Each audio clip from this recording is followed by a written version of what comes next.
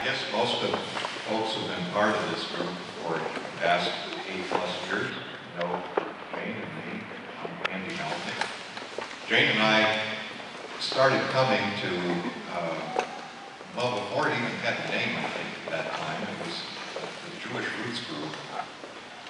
And we were, well, I was looking for a house church, is what I was doing at the time.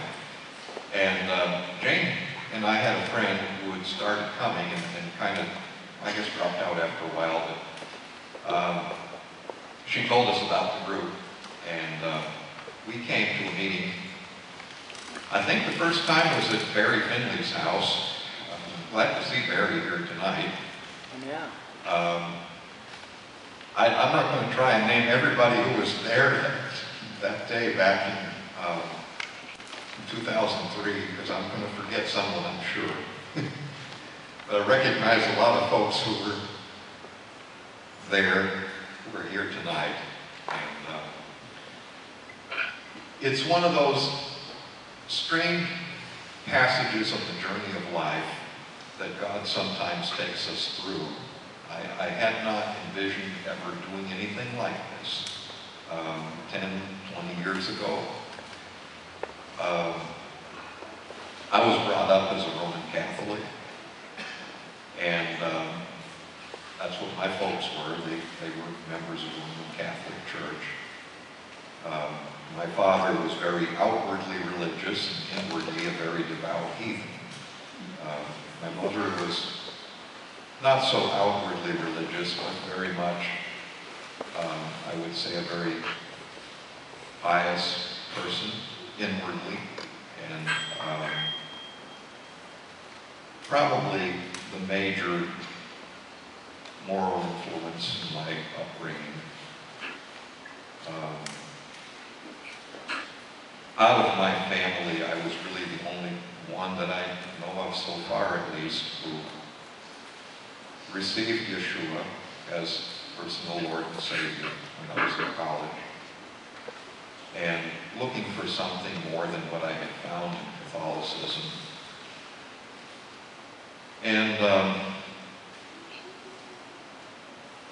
And this journey has kind of led me through a whole bunch of different stages into the charismatic movement and into the Jewish Roots movement, which is the latest and biggest surprise of all, really, in a way.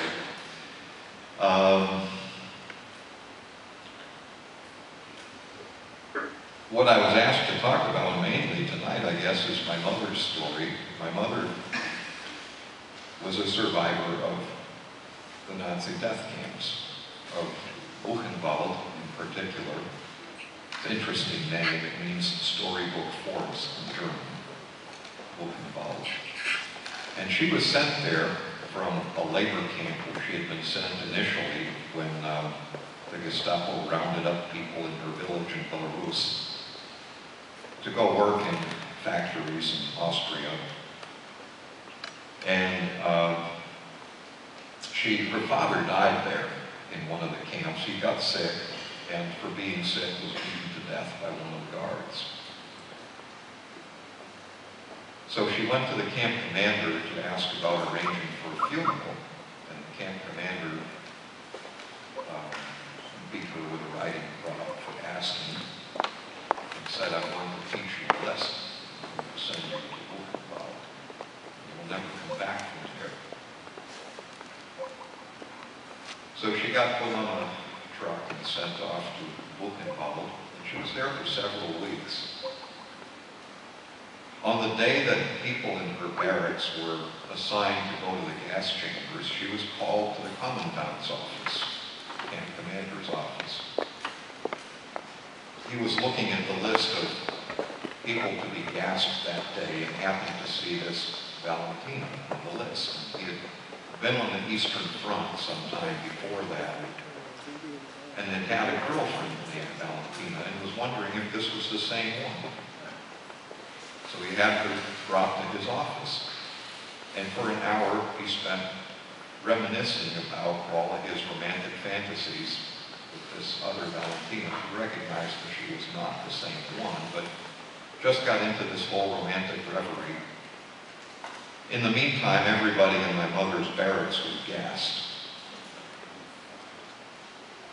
And of course, when he realized what time it was and that procedure for these prisoners had been finished, he had to account for all these prisoners as either being gassed or somehow get rid of them, whatever.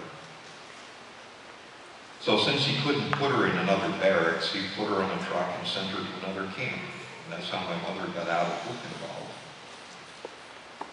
And ended up in the same camp my grandmother had gotten transferred to, which was just outside of Vienna.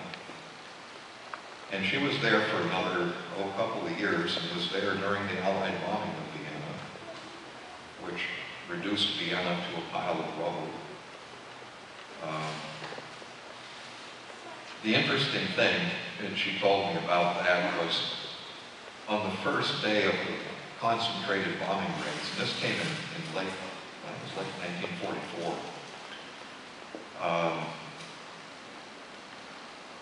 the prisoners were told they could dig slit trenches. They weren't allowed in the bomb shelters.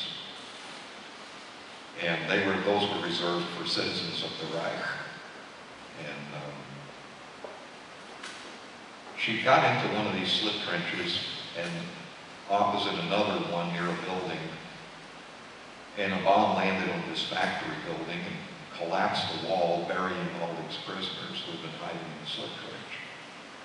Well, after that, she said there was no point in hiding in the slit trenches. She just thought, well, I'm just going to sit on a pile of rubble and watch.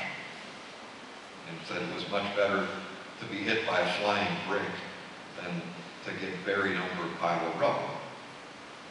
And besides that, she figured that once this area had been bombed, the rest of it, well, they wouldn't come back and bomb the same place. They'd move on.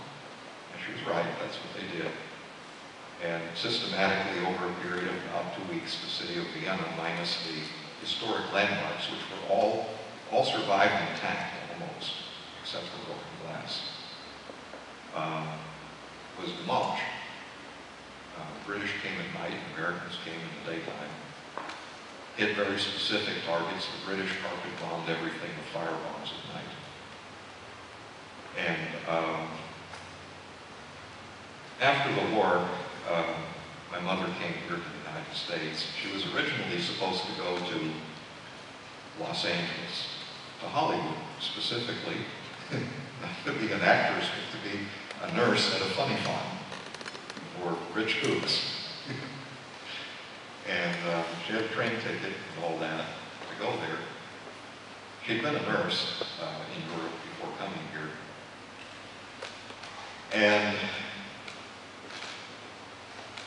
well, there was a storm at sea, and the ship's passage got delayed by over a week. It should have been about a week and a half passage. It turned into almost 3 weeks because of North Atlantic storms in the winter.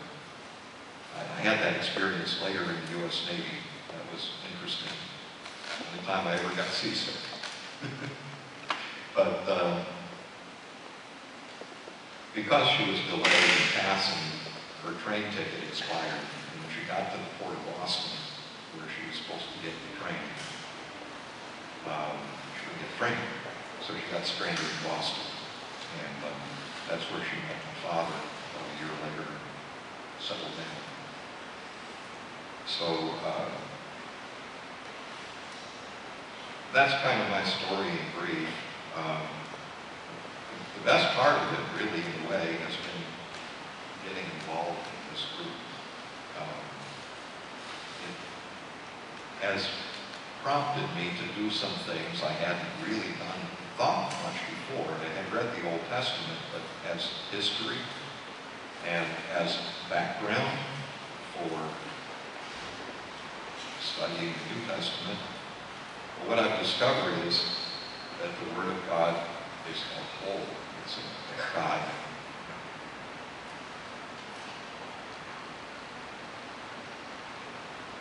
It's not separate. It's all one. It's kind of continuous from Genesis to Revelation. And it all ties together.